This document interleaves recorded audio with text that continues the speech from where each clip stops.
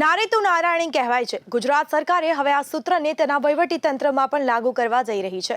IAS અધિકારીઓમાં મહિલાઓને સત્તાના સૂત્રો સોંપવાના મોરચે આગળ વધ્યા બાદ રાજ્ય સરકારે હવે આઈપીએસ કેડરમાં પણ મહિલાઓને આગળ કરવાનું મન બનાવી લીધું છે. અત્યાર સુધી તો અહીં મહિલાઓ મુખ્યત્વે વહીવટી સ્ટાફમાં જ નીમવામાં આવતી હતી, પરંતુ હવે રાજ્ય સરકાર મહિલા અધિકારીઓ દ્વારા બજાવવામાં આવેલી જ્વલંત કામગીરીને ધ્યાનમાં રાખીને આઈપીએસ કેડરમાં પણ મહિલાઓને આગળ કરી રહી છે. અને આના જ પરિપાક રૂપે તાજેતરમાં 116 આઈપીએસ અધિકારીઓની બદલી થઈ અને તેમાં મહિલા અધિકારીને નોંધપાત્ર પ્રમાણમાં પ્રમોશન આપવામાં આવ્યું. અને આના જ ભાગરૂપે સુરત શહેરની સુરક્ષાનો મહત્વનો હવાલો મહિલા અધિકારીઓના શિરે આવ્યો છે.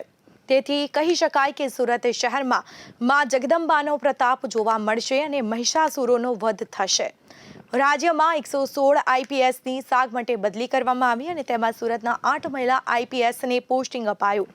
આમ ગુજરાતના ઇતિહાસમાં અને કદાચ સુરતના ઇતિહાસમાં પણ પહેલી વખત 15 ડીસીપીમાંથી 9 પર મહિલા અધિકારીઓને પોસ્ટિંગ અપાયું છે.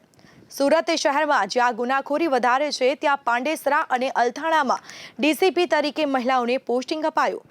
ફક્ત આટલું જ નહીં, સુરતનો સાયબર સેલ, ટ્રાફિક અને મરીન ટાસ્ક ફોર્સની જવાબદારી પણ સ્ત્રી શક્તિના શિરે મુકાઈ છે.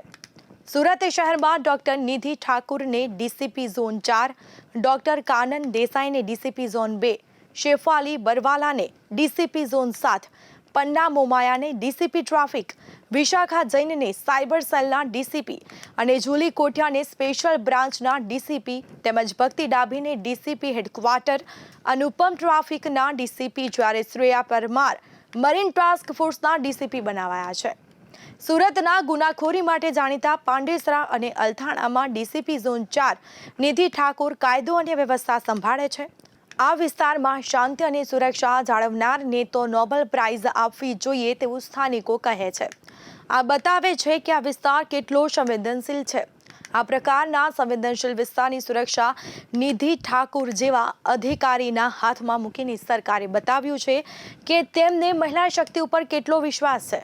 નિધિ ઠાકુર અગાઉ જેલના સુપ્રિન્ટેન્ડન્ટ તરીકે સફળ કામગીરી કરી ચૂક્યા છે અને તે જે જેલના સુપ્રિન્ટેન્ડન્ટ તરીકે જાય ત્યાંના ગુંડાઓને રાડ પડાવી ચૂક્યા છે. શિસ્ત પ્રત્યેના આગ્રહના કારણે જેલના ગુંડાઓ તો ઠીક, પણ પોલીસ કર્મચારી પણ સીધા દોર થઈ ગયા હોવાનું પોલીસ વર્તુળો કહે છે. હવે આ જ નિધિ ઠાકુર હવે સુરતના ગુંડાઓને સીધા દોર કરશે તેમ માનવામાં આવે છે. સુરતનો વિકાસ વધવાની સાથે સાથે ક્રાઇમ રેટમાં પણ વધારો થઈ રહ્યો છે અને આ ક્રાઇમ રેટને ડામવાની જવાબદારી હવે મહિલા અધિકારીઓના શિરે આવી છે. આ ઉપરાંત ગુનાખોરીનું ઊંચું પ્રમાણ ધરાવતા લિંબાયત, ગોડાદરા અને ડિંડોલી જેવા પોલીસ મથકોના ધરાવતા ઝોન 2માં કાનન દેસાઈ ગુનેગારો પર તવાઈ બોલાવશે અને તેમની નિમણૂકના પગલે ગુનાખોરીમાં ઘટાડો થશે તેમ માનવામાં આવે છે. કાનન દેસાઈ અગાઉ પણ ઊંચો ગુનાખોરી દર ધરાવતા વિસ્તારોમાં કામ કરીને તેને અંકુશમાં લાવી ચૂક્યા છે. તેમની આ સફળતાથી પ્રેરાઈને જ સરકારે હવે તેમને સુરત જેવા મહાનગરના વિસ્તારોનો હવાલો સોંપ્યો. આ ઉપરાંત સુરતમાં સાયબર ફ્રોડના કેસોના પ્રમાણમાં થયેલા વધારાને જોતા તેને નિયંત્રિત કરવા પહેલી જ વખત સુરતના સાયબર સેલમાં ડીસીપીની પોસ્ટ રચવામાં આવી. સુરત શહેરના વિકાસની સાથે સાથે અત્યાધુનિક રીતે કરવામાં આવતા સાયબર ફ્રોડ પણ માઝા મૂકે છે. ડિજિટલ એરેસ્ટ તો જાણે આંતરે દહાડે બનતી ઘટના બની ગઈ છે. આ સાયબર ફ્રોડને અટકાવવો જરૂરી છે, નહીં તો લોકોને ઓનલાઈન વ્યવહાર પરથી ભરોસો ઉઠી જશે. અને આના ભાગરૂપે સુરતના સાયબર ક્રાઇમ સેલમાં ડીસીપીની નવી પોસ્ટ રચવામાં આવી છે અને તેની જવાબદારી વિશાખા જૈનને સોંપવામાં આવી.